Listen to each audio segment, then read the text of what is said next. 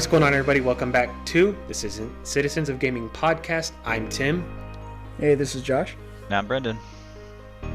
And this is part 2 of the remastered sequel. We're just going to jump right into it.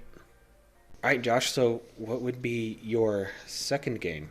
This is a massive callback, but back on the Sega Genesis, the Gargoyles game, which is, I believe, is based after a cartoon show that was, I think it was done by Disney back in the day, but it was a 2D experience similar to the Lion King game that a lot of people probably know more so.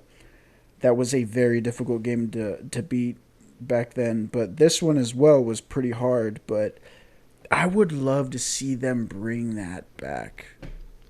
And for clarification, the Gargoyles, it is what the name implies. It was based off of a TV show where gargoyles existed back in the medieval times, and it brought it to a modern day thing where during the day they were stone, and during the night they would break out of the stone and obviously come to life essentially.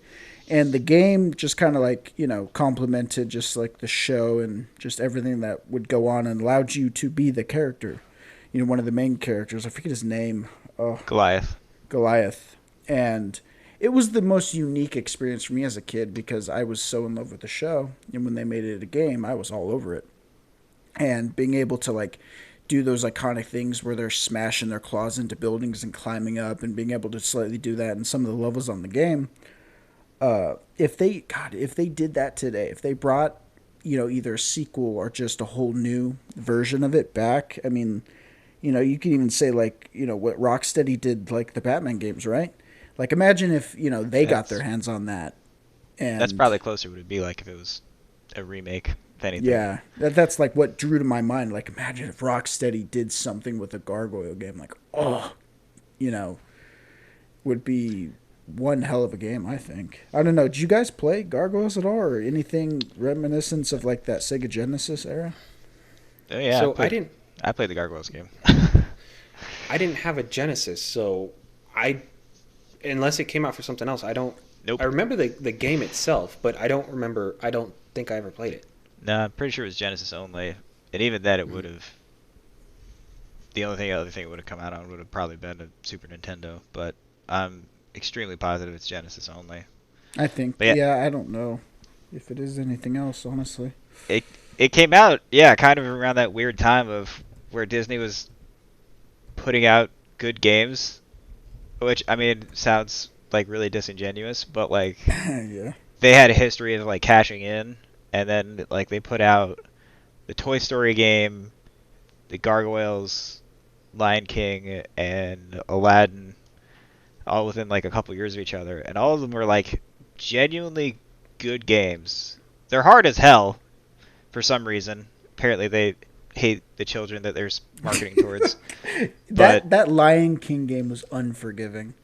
Oh no, all of them were. Actually, I don't remember how hard Gargoyles was, but Aladdin, Toy Story, and Lion King were all incredibly difficult for no reason. It was a challenge. I can confidently say. I know I beat Lion King. I don't remember if I beat Gargoyles, which is sad because I picked this as a thing, or any of the other games. I can't remember if I beat them, but I remember them being difficult. Though they were not easy, even for as a kid trying to figure out. Yeah, they're not easy now. They're still hard. I don't even. Are they still playable? I mean, I would imagine it's probably PC ports now, huh? I mean, if you had a Genesis, TV. No, you can. The Aladdin and Lion King games. There's a bundle of them that you can get on modern consoles. Oh. I forget what the exact name of the little bundle is called, but it's both of them together, and you can get it for $20 or something, $20 or $30, I think. Yeah. And then I think they actually just put out an update somewhere recently so that you can play both versions of each game. Because, funnily enough, random history trivia of video games. The Genesis and Super Nintendo versions of both Aladdin and Lion King are completely different. Really? Yeah, it was a weird situation of where they were two completely different games. So yeah, the in particular Aladdin, Lion King is still fairly similar, but Aladdin on Genesis and Aladdin on the Super Nintendo are two completely different games. Still both incredibly difficult for some reason, but they're two totally different games. That's weird. Yeah, I mean, it's so crazy when you think about all the games we played back when we were younger and how, some were just, most of them were one off and never came back. And, that's why, when I was thinking back, like what game could I specifically really think like, oh, I'd love to see that. And I thought Gargoyles, and I was like, oh God, could you imagine? Just I mean, because like the show as a whole was pretty amazing as a kid, seeing how cool it was to see these monsters being like hero like and just doing the things they did. So thinking like now it's like, ooh, with all the technology they have at their disposal, all these companies and devs, and they could really do something crazy with that. I think that would be so cool. I mean, I'm a little surprised it hasn't with, I mean, a lot of the 90s nostalgia boom that's happening right now. Like so much, so much from the 90s. I mean, it's still a lot of the 80s, but still some stuff from the 90s is really making a comeback right now, and I'm kind of surprised that Gargoyles hasn't, because I mean, I've watched some of that show still recently. It's still really good. Like it holds up incredibly well. So I mean, like if that comes back, if they bring back the show or something in some way, then I definitely could see them trying to. I mean, I don't know if they would make a fully 3D Batman Arkham style game, but Yeah, could definitely see them it'd be worth making a some new sort of game and shot. bringing it back. Yeah, Yeah, I I mean, think it would be cool to see them bring it back. yeah. I mean, that's just the hopes and dreams that we could have, I guess. You know, Absolutely. Brendan, what would be your second choice Well, I to got to bring talk back? about another game that nobody else has heard of. Because Oh, you that's mean what I Rockstar Table do. Tennis? No, we all know that now because we We're keep gonna mentioning have it. to do an episode at this point for a Rockstar Table Tennis episode. I mean, we totally can. It's going to be like 10 I, minutes long I was because gonna say, to be you just fair, play we've ping already pong. mentioned. To be fair, we've already mentioned everything about the game. You play Throughout ping the pong. episode, Be a it's short it's it's episode. a little bonus niche in every episode we talk about. Yes. Anyway, the game I'm actually talking about is called Bushido Blade. Um, it was released. Well, there were two games released in '97 and '98 respectively. Bushido Blade 1 and 2. They are for the PlayStation 1. It was made by what is now Square Enix, um, and it is a one-on-one fighting game um, where instead of the kind of typical fighting game over the topness, people shooting fireballs, doing crazy flip kicks and all that jazz, it's really restrained and toned down and realistic. And I do mean realistic because you can literally end a match with one hit. What? It, yeah. Interesting. So the entire thing is based on. Uh, I mean, it's based more like a real life fight. So instead of like movie fights we've all seen like a million times where they're like banging swords against each other for like half an hour and then they take like 30 cuts on the arm and they scratch up their shirts and shit. Like it's a very realistic fighting game. And it also has a limb damage system. So let's say I go in, let's say I was playing you, Tim. I step in and I go for a swing, but you dodge it, but you don't dodge it enough, and so I clip your arm. So Oh, now that Hmm. arm might not be usable because you took you took a shot to the arm. So that arm might not be useful, or you might not be able to use it as well. So now it might be swinging slower, and you might be doing less damage when you swing with it. Um, Oh, that's cool. and That that is. that works on everything. That works on both arms, both legs. I mean, usually a headshot will kill you, but also the body can slow you down. Headshot. Um, I would hope so. I mean, it's really hard to get a headshot. But that's the whole thing. Is so there's no health gauge. There's That's no interesting. special meter. There's no crazy over the top combo sequence that you need to like memorize. Um, there is a stance system. You have to pick like between one of three stances that can help you defend against your opponent's stance, um, or get advantage on their stance. Um, a little bit, not too much. It's not like overpowering, like it's not like rock paper scissors, but certain stances defend better against other ones. Yeah. Um, and then you also have a bunch of different weapons to choose from, as well as different characters. And each of those weapons and characters has different stats. So if we both picked the katana, the basic weapon, but we both picked different characters, um, you know, your character still might be faster than mine, um, but will still do. But mine might be more powerful, so my one hit might kill you, whereas your one hit might not kill me because you picked the faster character. So there's Hmm. these little minutia in, that and the varying weapons that you can kind of get these bunch of different crazy combinations. Um, and in particular, in the first game, it it does a weird thing for a fighting game where it actually kind of encourages you to play in the environment because I should say it is a 3D fighter. So like Virtua Fighter or Soul Calibur or Tekken. Um, Mhm. so you have a fully 3D moving character and you can move around in the space. Um, but the first game like takes place in this castle and all the like little stages that there are actually connected. So you can actually leave from where you start and have like a little chase sequence if you wanted to. Hmm. Like I could try to run away because I want to get to the roof of this place to get the advantage on you as you try to climb up or something. So Yeah. like I could run away, try to hop up onto this roof, and then you can try and chase me. And it's all this one big interconnected level.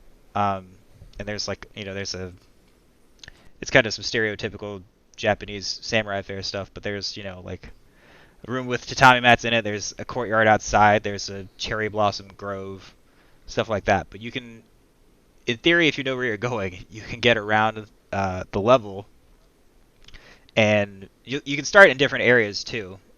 But again, in theory, it's all connected. So you could leave the area that you start in and try to find another one that might give you more of an advantage. Um, but what I love about it is one of I'm a big fighting game fan. Um, Yes. Yes, dude. And one of the biggest challenges for me is trying to get people to play, because a lot of people don't like to play fighting games with me because I usually know what I'm doing. You know talking on that subject, when you convinced me to play Marvel versus Capcom with you, and you're like near impossible to beat. I can only imagine playing that game with you and getting one shotted and just be like, Well, oh, that was over in 5 seconds. well, You but know? that's but that's the thing though, is so it takes away a lot of that. A lot of fighting games have a very high barrier of entry, because a lot of things in fighting games carry over. A lot of them have similar setups and similar deals. They might play slightly differently, and some of the characters do different things and yada yada. But a lot of the general principles carry over from fighting game to fighting game to fighting game. Yeah. Uh, and Bushido Blade takes most of those away. And again, like I said, there is no crazy combo string. Like, I don't hit like square, triangle, circle, circle, triangle, square, circle, circle to do some like crazy over the top, double backflip sword slash thing to hit you across the screen. Like, I can't do that. You were very much It's grounded in reality, and more often than not, one shot kills you. So it's a it's bit more so more. attack and defense. Well, yeah. So it becomes a bit more about the Straightforward. tension and your concentration and reading your opponent, as opposed to Crazy combos. yeah. So it So it's adds not. this. It takes away this whole element of, a lot of common fighting games that everybody knows. Street Fighter, Mortal Kombat, what have you. It adds this whole other like tactical layer to it, while also lowering the bar for entry because again, one hit more often than not will kill you. Yeah. Um, so you don't, you know, so that way like you're not. So in the other side of that too is if you do lose, I mean it's on the PS1 so the load times are a little long, but like if you do lose, like it's not me whooping your ass for like 90 seconds as we watch Yeah. your health bar chunk chunk chunk chunk chunk chunk. It's literally just like we're figuring everything out, then snap, and then like the entire match could be over. Um, Yeah, it's unique as hell. and I just think in today's setting with again kind of the rise of difficult games again, and fighting games are becoming a bit more prevalent again. That's definitely getting a bit of a rise in popularity lately. Um, but I think bringing this back for something that is so special and so unique, and it's something that really hasn't been done since. There were a couple of games that tried to do somewhat similar things, but never really worked. Yeah. Um, I but mean, yeah, just there's not been a lot of games that, I mean, I wouldn't know, I guess, honestly, so I can't really, say this is true, but there's been a lot of games that play with the realism like that I've The only seen. game that the only game that I can think of is the UFC games. Well, then there's that one game that it's an RPG like game. What is it called? It's Kingdom Come Deliverance. Try to oh bring a yeah, realism yeah, to sword fighting and all that stuff with an yeah, yeah, RPG element. yeah. I mean, again, and that's Kingdom Come Deliverance again is an RPG, but it did try to be a much more realistic game and take, and that's cool, and I'm definitely not against that. But um, I think bringing that to a fighting game and sort of playing it, I mean, it almost becomes like a human game of chess in a weird Yeah, way. Because, yeah, like I said, it's a bit more about reading your opponent and picking your moment to strike instead of, you know, learning long, spamming. yeah, spamming or learning long, crazy button combos or anything like that. Yeah, And I guess in a little way, I mean, to make Tim's comparison, like it's sort of like UFC. I mean, UFC still has like a health bar and a submission system and all that stuff because it's UFC, like it's supposed to.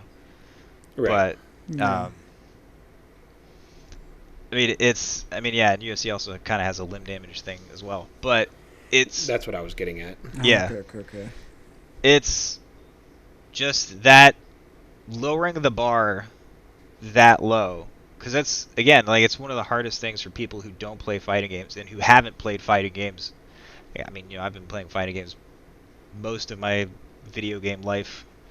Um, I was fortunate enough to get in them when I was young, so I've grown up playing them, so I know them very well. So, like, you know, trying to get people to play more complicated fighters now, even though fighting games have done, especially recently, have done a much better job of uh, making tutorials and uh, practice games and explaining the mechanics and stuff that a lot of those fighting games share to try and get in new players, which I'm all for, is great. But there is still that bar of entry, and at a certain point, you do hit a skill level or skill wall where most people will probably just end up giving up and Yeah, ducking out and not playing the game anymore. But with Bushido Blade, a lot of that is gone. You you have like a few buttons to swing in different directions. The combos come naturally. Like it had this, it called it a whole, I think it was like the flow combat system is what they called it. But essentially, like it was a lot of simple, just basically you could combo anything together from like the different swings of your weapon. yeah, Um, so like that felt natural, and so like if you hit I mean, this isn't going to be a perfect example because I don't remember everything off the top of my head, but like you would hit square, and so like you would slash from like left to right, And then if you hit triangle, maybe that's like your upward slice. So then you would, from that right where your sword is, then you would then swing up. So you could catch somebody who dodged to the right. Oh, so Um, Okay. it's like the opening, like you mentioned this earlier. It's kind of like when you see that, like, ooh, I can get him right there. yeah. Like there's no, and I mean again, like there's no set combos. It's this whole free flowing thing. So like each type of attack kind of behaves a little differently or might slash in a different direction, and that's all you're doing is kind of controlling where that slash is coming and going. Yeah, Um, Instead of again hitting high punches and then low kicks and then jumping in the air and hitting mid and all this stuff. Like it's and so that in that way it makes it simple and easy to pick up and play because you could I could hand you the controller, Josh, and you could hit like square, triangle, circle, and that works. Like that is a viable thing that you can do. I don't know what it's going to do exactly off the top of my head, but yeah. like it's not that combo's not going to drop mid thing just because you tried that out. So like it all just kind of flows together into these connected movements, um, instead of again you learning some crazy strung out combo that does like half the health bar or whatever. That's unique as hell. So that more so kind of would level the playing field compared to like you're mentioning, with the combo system and like that they have in most Street Fighters. When it comes Yeah, to like, and just being able to have that it more so closes the skill gap, and yeah, like it really comes down to like you outplaying your opponent due to just a basic skill. yeah. And I mean that's the thing is like a high skill level person who knows the game in and out would still win more often than not. Yeah, But again, it very much takes away a lot of the um, just knowable stuff that an experienced person would know. Because like once you know the controls in Bushido Blade, you more or less have everything you need to know. yeah. Like I said, there isn't some complicated combo string. There isn't some crazy special meter you got to fill up to do some crazy move on your joystick and then hit like 8 buttons to do some super move. Like that doesn't exist. Like you swing your sword, you try to hit people, and then you have a block and stuff like that. But like that's it. It isn't. That's cool. It isn't overly complicated. It isn't crazy stylish or anything like that. Like it's very restrained and toned down. Um, but yeah, like that's I don't know. I just think it'd be something cool to come back. I Um, think so too. There's not a lot of games that give you that satisfaction of the one shot. I mean, yeah. maybe shooters, but campaigns. But you know what I mean. Like Well, I how mean, you're yeah, not in a mentioning. fighter like that. Yeah, not in a fighter like that. The one shot stuff that's a gratifying feat. I can only I mean, imagine. it does. I mean, it is sort of a little bit of a old school samurai movie, like those old gory samurai movies. Because like Yeah. if you hit somebody right, like it definitely does kind of the fountain of blood thing. Um, Oh, that's sick. but it doesn't always happen. Um, and like again, you need to kind of hit them correctly. Like it doesn't just Yeah. do that just because you hit them. Um, and then yeah, like there's a bunch of like I spoke about the katana, but there's actually a bunch of different weapons. Like you can, I think there's 6 or 8 in the original game, and and then the second one changed a bunch of stuff. But like so like you can put a sword. There's naginata, which is like a pole sword. Hmm. Um, there was I think there was just a regular staff. It was like I don't know. There was several different weapons. So like then you get all that stuff interacting as well, depending on what And weapons you that pick that and what was characters like you pick. that was like, were you able to wield a different weapon than your opponent? Yeah, you Oh, got okay. so every time you went into a fight, you would pick a character who again had their own stats of speed, strength, what have you, and then each weapon had its own stats of speed, strength, and whatever. And each time you would pick a character, and each character could use every weapon. So you'd pick both of those before you went into the fight. Oh, that's sick. That's pretty cool. So even then, at that point, like picking a different character every time, but still picking the same weapon, ends up playing at least a little bit differently, Yeah. just because that character you picked has different stats than the other character that you picked. Maybe that character is faster or stronger or what have you. Yeah. Um, But something yeah, that's kind of intriguing me about this game is, and you've kind of definitely said it, is just it's not a button mashing game. It's something I've always had an issue with on other fighting style games. Is you just mash the buttons and you win. This one it's Yeah. more strategic. You got to really think your thoughts out. Like you said, it was like more of a chess match. yeah. I mean, you definitely can button match. I mean, like I said, with that flow combat system, like you can kind of just string stuff together. Um, but again, in theory, like if you know where their sword is swinging, like then they're leaving themselves open, and you know how to strike. So then you can take advantage. And again, one poke to the belly is all you need, and that's a It's round. done. Done. Like Yeah, Yeah. That's cool. so, that's pretty. Cool. That is really cool, honestly. yeah. I It's would love to see that. I still have both of those games, and I haven't played them in a little while, but I do love picking them up every once in a while and uh just going to town, just trying to play Bushido Blade. That's pretty cool. That is really cool. Tim, what would be your second game of choice, sir? So I was kind of debating between two different games. Funny enough, they both are Rockstar games, but we're not going to go into Shocking. that. other Okay. game. I mean, why not? Come on. The two games I was debating back and forth between were L.A. Nior and Bully, and I decided to stick with Bully. This is a good call. Because it came out in 2006. Let me pull up my 2005, I think. 2005, right? And then I mean, yeah, I got several re-releases in the years following. Yep.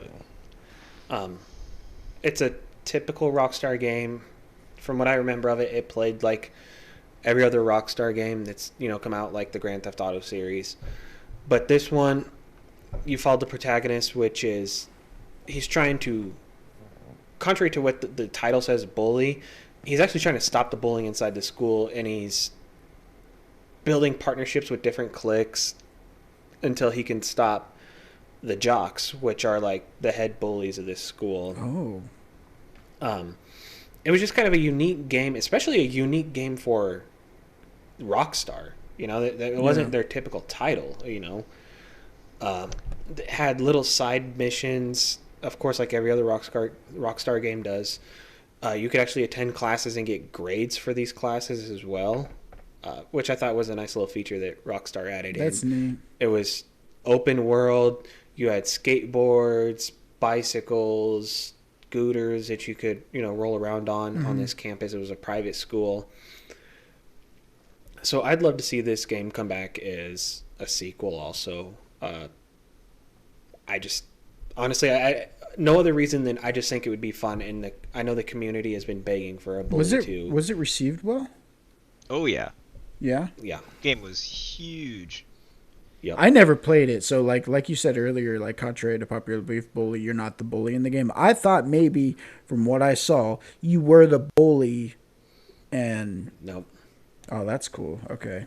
Yeah. And it's just like everybody's been begging for a Bully 2, and for whatever reason, Rockstar has not touched it. So it was a typical Rockstar game, and it wasn't, because this was the game they put out post San Andreas. Right. So it's running on that same engine and plays very similarly, but it was actually kind of wild because they specifically toned it down a bit to make it a T game, so that teenagers could play it without having to get NIDs. Because everything else they made before that was M-rated with Grand Theft Auto. Yeah. Yeah. So they actually kind of restrained themselves a bit, and it's one of Rockstar's better worlds, honestly. It's one of the few times they actually filled the open world with a ton of stuff to do that wasn't just wandering around running pedestrians over with a car. And Josh and his hookers. Dude, you can't go wrong with the hookers, though. I'm just saying. So I mean, but that's part of what made them do that, is because you couldn't do that stuff anymore since they went for that T rating. Yeah. So they had to come up with you doing other stuff, like going to class. I know there's a lawn mowing mini game. No way. No, there absolutely is. And yeah, each of the classes like plays out differently too. Hmm. If you go to chemistry class, you like have to do this little mini game where you like pour stuff into beakers and shit. Yeah. Um, but yeah, like it was, and honestly too, it was one of Rockstar's probably better stories. Um, like one of their overall better narratives that they ever did. Um, Was it's that it's game not an accident? no. No. Okay. um, it like it was Rockstar kind of at its. I mean, I guess I shouldn't say at its peak because they're still making games and they're still good and all that, but Yeah. they were on fire. I mean, you look at everything we got Uh, with San Andreas. You know, what year or two prior, and now you got this game. Well, What I Vice meant by City was like, even big, right? I mean, it was just kind of like the uphill, like, ramping of their like yeah, success, right? yep, I mean, yeah, they were on fire, like yeah. this hot streak of games where they just really like cranked them out. And what I meant by, it's a typical Rockstar game, open world, you follow a protagonist, there was a heavy storyline to it. In that aspect, it met the bill of, Yeah, some of yeah. the other And Rockstar games. well, no, Yeah. yeah, I totally agree with you. It is very Yeah, much if you say a Rockstar game and somebody played Bully, they'd be like, oh yes, this is a Rockstar game for sure. yep, Um, yep. but it's to me like the narrative still stands out. Not that I think narratives in Rockstar games tend to go a little under the radar. Um, as fun as much as we all love, GTA 3, Vice City, San Andreas, even GTA 4 and 5 and Yeah. Red Dead. They all have really good narratives for the most part. Right. But Bully honestly really did just kind of. I get maybe it was just because it was kind of different because of the setting and stuff. Yeah. So you weren't just like a criminal in the underworld. Like you were, you know, stereotyped as a delinquent in. So you play into that a little bit, and you make some unsavory friends, but like, yeah, the overall narrative is more about you like kind of conquering that and becoming a better person, as opposed to like a lot of the GTA games where it's about like getting revenge or getting the Making a big lot of score. money. Yeah. Yeah. It Um, was definitely a different take on, Rockstar and like what they had put out yeah, previously. and Even it's still to this day. yeah, and I still I really still can't believe that they haven't gotten this game and made a sequel. I really can't. The game sold like hotcakes. I mean, obviously since they put it on like everything at the time, like it came out on like PS2 and then they ported it to 360 and then the Wii and the PS3 and now you can play it on your freaking phone. Like Yep. Yeah. I don't know. It's I don't know, maybe they just don't want to court the controversy again, especially with how much bullying has come into the limelight in the last 5 to 10 years. It could work in a good way. I mean, you could probably blame the cash cow that is GTA Online for like them not doing. If anything, that should make it easier because GTA Online's printing money, so they can go make whatever the hell they wanted. You would think. Yes. I mean, it could work though. Like you were saying, is like with the bullying situation that is such a big social media, that has a big social media presence. It could work in a positive way. I mean, Well, and like its take on bullying wasn't that you were the bully and you're beating up other kids. You were trying to prevent the bullying at the school. So it definitely had that I can't even think of the word that I'm trying to think of right now. The But, impact. Like the impact and like the yeah, just like the way that it played out. It allowed Well, I you. cannot think of the word that I'm thinking of. That's like the thing is like if you think of all the kids who are bullied who don't know how to stand up for themselves, if they were able to play a game like that and to be able to make those choices to be that person to fight back against bullying, I think it's a pretty good well, Lesson. There's a lesson to be Yeah, learned from lesson, that game. exactly. That's what I was trying to come up with. There Holy you go. shit. well, to be fair, there you can definitely do some bullying. Like it is not you are not the perfect angel child. Like No, yeah. Right. you definitely can, kind of use some of the bullying to, get money from other kids or whatever. Um, but honestly, it's if you go back and look on it, bully became a bit of a template for a lot of future Rockstar games. Um, just because of the varied amount of stuff to do that didn't exist before that. Like, San Andreas was a huge map, and, they had a lot of oddball stuff that you could do, but, some of it didn't really matter, didn't do much, or wasn't really fun to do. But Bully, like, I mean, again, like, there's a whole lawn mowing minigame if you got detention, so you had to mow the lawn. Um, like, all this stuff that was, like, relevant, and then you had the whole social aspect, because you could date girls and take them on dates and stuff. Oh, Like, really? yeah. It wasn't that, like, crazy in depth or intuitive or anything. Like, it's not like, Mass Effect where it's this deep, engaging relationship where you get to know them or whatever. Like, it's very surface level stuff, Yeah. but it still existed, and they just threw so much at this game that they didn't know if it was going to work or not. And then most of it actually ends up working pretty well. And then they took that, and that's a lot of that stuff ends up in their future games. Like in GTA 4, where you can go bowling and uh, go to the bars and all Oh, the other stuff that you can do okay. in GTA 4. Like a lot of those ideas came from Bully when they realized that people liked that stuff and appreciated that aspect of it. Yeah. Um, I mean, GTA 4 messed it up a little bit because some of those characters were horribly annoying, and that stuff was Yeah, not the yeah. most fun to do. Well, But Yeah. the general like, idea sort of stemmed from Bully. That's Um, cool. yeah.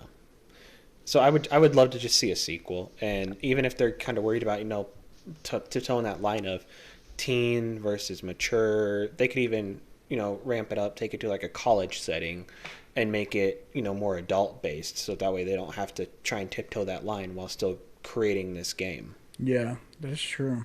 That is a fine line. It is. yeah, I think that would probably be the hardest part for them to do at this point is trying to make this.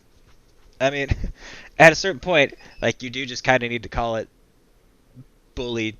I mean, if you want to call it Bully 2 or whatever, like it sort of needs to be that same title, and just Yeah. having that alone is gonna court controversy. Unfortunately. Yeah, Yeah. sadly. Um, I to be fair, I think it might do so less so now, just because video games are so ubiquitous, and you know, I mean, I think there are those alarmist people who are just gonna see the title of the game and just freak the fuck out and just be like, oh Yeah. my Without even god, it's knowing about bullying, oh my god, without even but knowing what it's about, and yeah. Yeah. the lesson and stories to be learned from it. Well, I mean, that's the same thing that happened the first time, and that's the same thing that happened with countless other games that's happened Yep. to, where those people have just sounded the alarm, and video games are made by the devil and all that Yeah. jazz. Um, but I think that would be the hardest part is finding a setting and a narrative to craft to make it work within, you know, the modern minefield, the modern social minefield that is, bullying. Yeah. Yep. But I I mean, just I totally agree with you. I would love to see a sequel to that game. I think it's one of Rockstar's underrated, well, one of their other underrated gems aside from table tennis. But Yeah, this table tennis, Yes. it's just Third peeking its plug. way out. It's peeking its head out. but I mean, it's definitely one of those games. I mean, especially now because it's been goddamn like 16 years. I just aged Yeah. right there in that sentence. But uh, it's one of those games that's now kind of been forgotten about because it's been gone for so long. Yeah. And yeah, I mean, Yeah. I would 100% be down for a sequel. I mean, I won't say remaster because they just put out those GTA remasters and those things are actual garbage. So I'll Yeah. take a remake or a sequel though. A remake Yeah. or a sequel. Absolutely. I 100% agree with you there. All right, so I think we're going to kind of start wrapping up this episode, or these two episodes rather. Brenden, what games are you playing this week? I have finished Forza Horizon 5, so I play the Halos. I'm playing Halo Infinite, and that is it for now. That's it. Wow.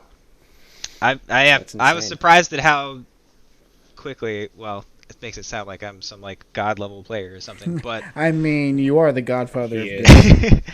I it's mean, I well, part of it too is there wasn't quite as much content in Horizon 5 as there was in Horizon 4, just because of gameplay switch that they did. I won't get into it, but it's fine, and it actually helps the game a bit with progression and stuff. So I yeah. actually ended up getting through that a lot faster than I thought I was going to. Okay. So yeah, now I've done everything that I want to in that game. I still might pop back in because they've got like seasonal stuff that changes every week. Um, like And they're I think, adding in cars and stuff, yeah, down the road. Yeah. yep. And I have the car pass and stuff for that, and I have the DLC pass. So like once the DLC drops, I'll definitely be back in it for sure, whenever that is. But yeah, as of right now, just playing Halo Infinite. Most of the campaign, still Okay. dabbling in the multiplayer, but Awesome. Josh? Oh, well, I did take a break from Mass Effect Andromeda. I finished Watch Dogs Legion, which I've been putting off for so long. Finally got that out of the way. Still need to complete Forza Horizon 5 on that topic. Brendan mentioned that. And currently, I have been messing with the Halo Infinite campaign. So Okay. that's where I've currently left off, was Halo Infinite. What about you, Awesome. Tim? These past couple weeks have been a little bit more difficult for me to play because this was. how dare you? I know. Dude, come on. I How have dare you let dabbled life a get in little the bit. way? I know. I'm horrible. Definitely have dabbled a little bit with Call of Duty in the new, or I should say rather Warzone in the new Yeah. map. Yeah, We'll get same. into that down the road. Yep. The two games that I'm still trying to focus on, Mass Effect and Horizon Zero Dawn. Nice. Still not going to try and start anything new. I know, like I said earlier, I definitely want to play Yeah, you got to be careful, dude. There's so much. the Halo. There is. And I definitely want to get Mass Effect done because here in a couple months we should have Elden Ring, and so I really want to be able to jump right into that when that Yeah, comes out. I that's don't want to have to true. put that one on the back burner. Got Dying Light Alright, so 2 is coming out soon as well, dude. Yeah, I mean, there's just so much coming out. Like, I need to just focus and get Yeah, these titles over with. I mean, to be fair, this January, February, March is insanely packed. Like Yep. it's dumb how many games are coming out in that time frame. Like it's dumb. It's actually dumb. It is. It's cool though. I enjoy it. I mean, Hey. it is great. Like it's cool that so many options will be out and yada yada. But like, Yeah. you know, if you want to play more than like 2 of those games, good fucking luck, because they're all coming at once. Yes. Gosh. Gotta love it, though, with the drought of, what was 2020, so. Yeah.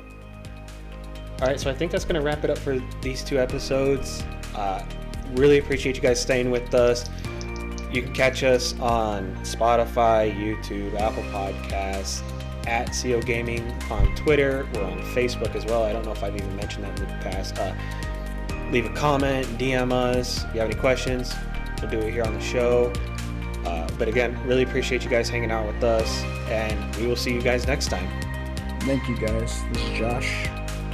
Thanks for listening.